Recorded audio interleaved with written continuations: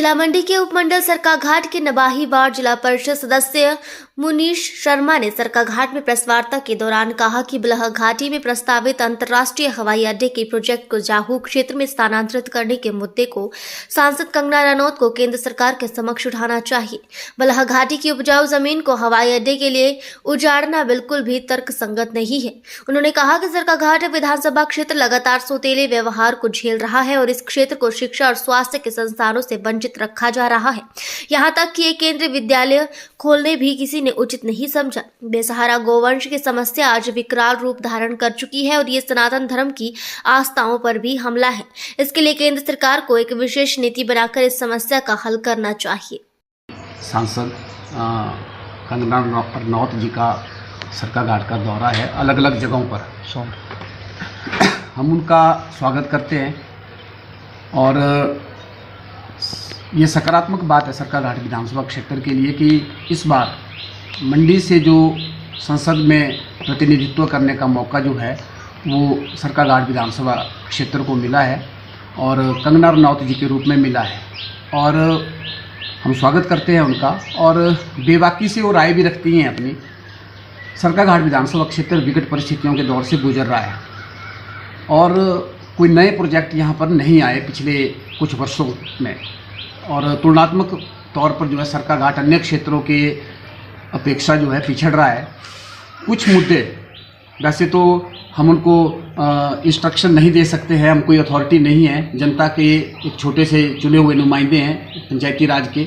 जनता की भावना है और हजारों घरों में हम गए और हस्ताक्षरों के रूप में हमने वो भावना इकट्ठी की है कि बड़े प्रोजेक्ट की उम्मीद यही है एक सरकाघाट विधानसभा क्षेत्र को कि ये जो जाहू का क्षेत्र है, मंडी हमीरपुर और बिलासपुर का केंद्र है, यहाँ पर अंतर्राष्ट्रीय स्तर का हवाई अड्डे का निर्माण किया जा सकता है। बल में लोग नहीं चाहते हैं, किसानों का विरोध है, जलवायु के अनुसार भी ठीक नहीं है और बहुत बड़ी आबादी को वहाँ से उजाड़ना भी पड़ेगा और बड़ी पट्टी 3150 मीटर की पट्टी वहाँ संभव भी नहीं है।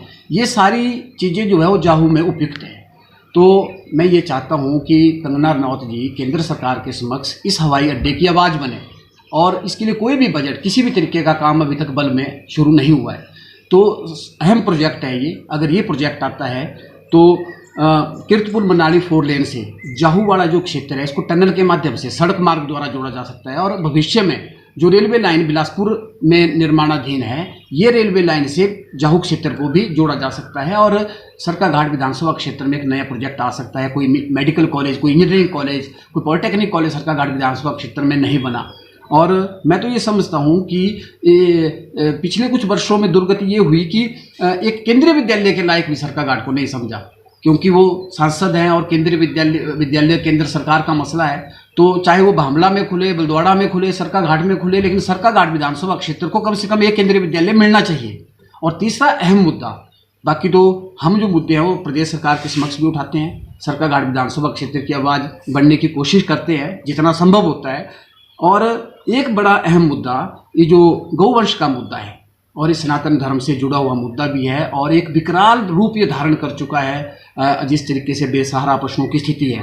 हम ये चाहते हैं कि केंद्र सरकार इसमें विशेष कानून बनाकर जो है, विशेष नीति बनाकर जो है, बजट का प्रावधान कर जो है ये जो है इन बेसहारा पशुओं की समस्या से जो है वो लोगों को भी निजात दिलाए और ताकि लोगों का जो सनातन धर्म है इसके ऊपर विश्वास जो है और ज़्यादा जो है वो बना रहे और ज़्यादा मजबूत हो। इन कुछ बातों को लेकर आज हमने एक खुला पत्र कंगना रनौत जी को जो है वो सरकाघाट विधानसभा क्षेत्र की जनता के बीच में वो प्रस्तुत किया है। मीडिया के माध्यम से आप सभी का भी हम धन्यवाद करते हैं, पत्रकार बंधुओं का भी कि आपने समय निकाला और इन मुद्दों को लेकर कि कंगना रनौत जी सरकाघाट विधानसभा क्षेत्र के लिए दिल खोल कर काम करेंगी और बजट का प्रावधान भी ज़्यादा से ज़्यादा, चाहे प्रधानमंत्री ग्राम सड़क योजना में सड़कों को जोड़ने की बात होगी, चाहे बजट की बात होगी या मुख्य जो मुद्दे रहेंगे सरकाघाट के, जो इंटरनेशनल एयरपोर्ट का मुद्दा है जाहू में और ये जो केंद्रीय विद्यालय का मुद्दा है, इन खास मुद्दों को जो है वो विशेष ध्यान देगी। इस उम्मीद के साथ हम उनसे यह गुजारिश करेंगे, यह जनता की भावना है, इसको हम उनके समक्ष जो है खुले पत्र के माध्यम से रख रहे हैं। धन्यवाद।